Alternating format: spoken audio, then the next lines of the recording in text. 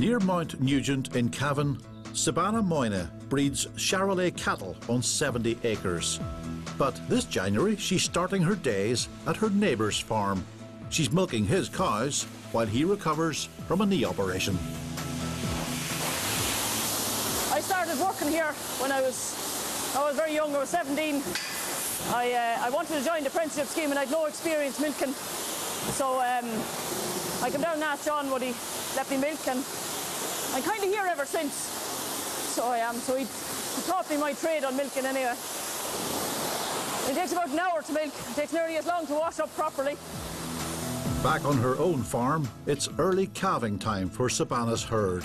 By law, she has to dehorn every new arrival. The dehorning is important so that when they get big then they won't be bullying everything else. And I find it easier to do them when they're a few days old really, or up to 2 weeks old. They seem to forget a bit quicker. If you leave them till they're older, then they don't forget about it. They turn out to be a little bit wild. You feel for the horn there and just clip the hair around it, stop the burning here. I'm giving him an anaesthetic there so he shouldn't be able to feel it.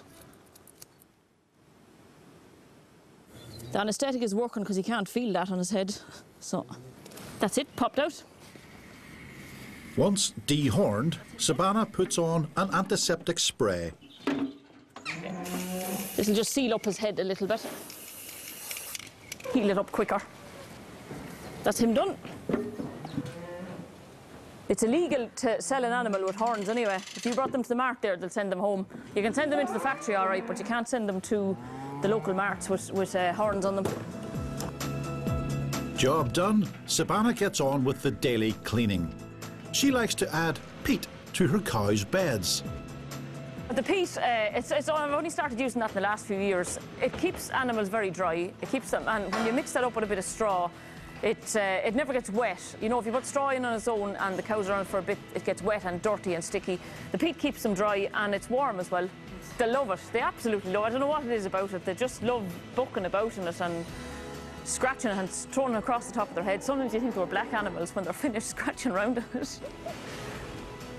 Sebana is currently rebuilding the herd. In 2013, all her cattle were culled after a positive TB test. It's hard to have to go out and start buying again. We had a great herd of cows here beforehand, but it was disappointing now that they all took TB and they were depopulated. But it's just hard to build up numbers. I'm trying to keep heifers all the time and hoping that I have heifers. The bull calves now, I'll sell them to ordinary suckler men that try and buy easy calving bulls, and I always had easy calving bulls here. I'm trying to keep that trend up. Any man I ever sold a bull to, I was always quite happy, you know. You try to keep your customer happy anyway. Any extra bull weanlings that wouldn't be good enough for breeding, I'll sell them off to the mart and let somebody else can fatten them or whatever. The heifers, I try to keep as many heifers as I can. All going well so far. I've kept them all and try and get breeding off them. So they're bred to the best. They're bred to the top AI bulls. So I just do AI on the farm here. I've no bull at the moment, so try and get a good herd going.